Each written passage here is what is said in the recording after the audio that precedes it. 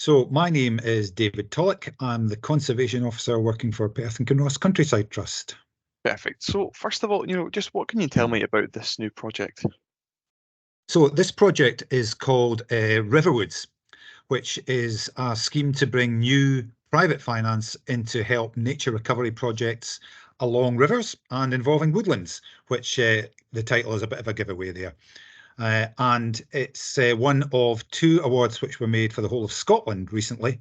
And the funding comes from the Esme Fairbairn Foundation, who are a charitable funder who are involved in many nature recovery projects and other works throughout Britain. And what's the kind of real aim of this project? What are you hoping to do, and what will this kind of funding allow you to do? So it's interesting because this funding itself won't actually allow a single tree to, well, it won't actually plant a single tree in the ground. It will provide ways in which funding can come in to plant woods along rivers.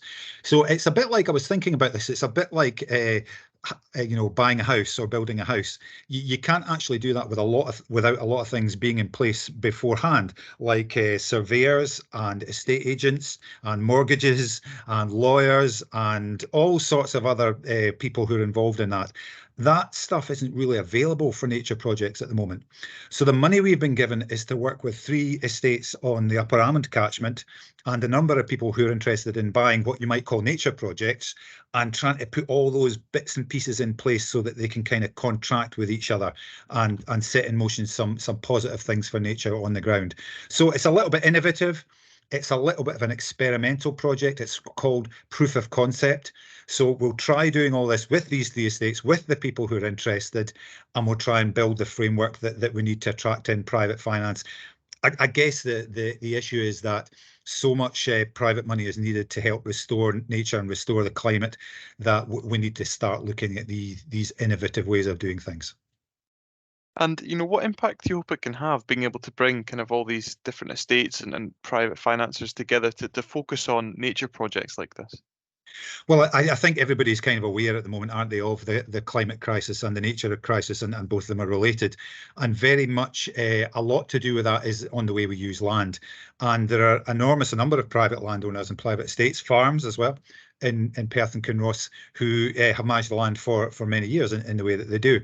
And I think it's quite clear now that there's great opportunities for them to get involved in nature and climate recovery work. So I guess what we do in Perth and Kinross benefits us here because it makes us seem as though we're making good efforts for nature and climate, but it also benefits everybody. I mean, I think we all know now that what happens to the climate anywhere in the world affects the rest of us everywhere else in the world. So let's do our bit locally, makes things happen on the ground, makes it look as though we are taking care and taking action, but we know it's a global thing. And just how important is the funding for the project and really getting the ball rolling and being able to kind of put things in place together? Yeah, I think it's essential, Dale. I mean, there's been some work being done now for many years about how much money it would take to recover nature. And, everybody's aware that the public finances are just not going to touch the outsides of the barrel there. We need a lot more input from businesses, corporations, call it what you will, buyers. We like to call them buyers of nature projects. And many of them have different motivations for doing that. And certainly that money, if it comes in to help nature, is at least going to help nature. So we are pleased to see some more money. And in terms of what it'll actually mean in real terms of the kind of nature projects, what kind of things could we be looking at down the line now that this kind of funding's come together to get, the ball rolling? I think the easiest thing to imagine is probably woodland creation, isn't it? Because people can see that, the area would change and become a woodland. So there are various costs that are involved in doing that, not least taking that land out of production. It might have been farmland previously or shooting land, we're not sure. And I guess the actual construction of the woodland involves buying trees, planting them, preventing deer from nibbling them to bits. So there's quite a lot of I suppose, obvious ways that nature would recover if we included more woodland in some places, bearing in mind there are good places to plant trees and bad places to plant trees. In other areas, the nature recovery might be just making more wetlands around rivers. It really depends on the nature of the site and the appetite of the landowner and, how they can fit it in with their other business interests. But I guess our hope is that if the new money comes in from outside buyers, it slightly changes the kind of scale of things that can be done, and it shifts the dial a little bit. And that hopefully will enable land managers, estates, farms, and the likes to actually consider a few options which, previously would have been out with the economics of it. They just wouldn't have been able to do it and make their own business work. So that's the hope. Perfect. And just finally, is there anything else at all you'd like to add on top of what we've already said?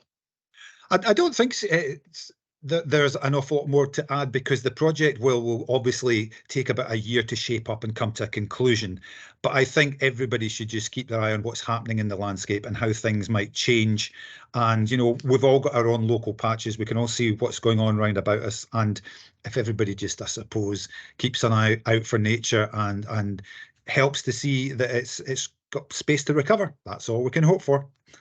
Perfect. That's great. Thank you very much. Okay, thank you. Ben.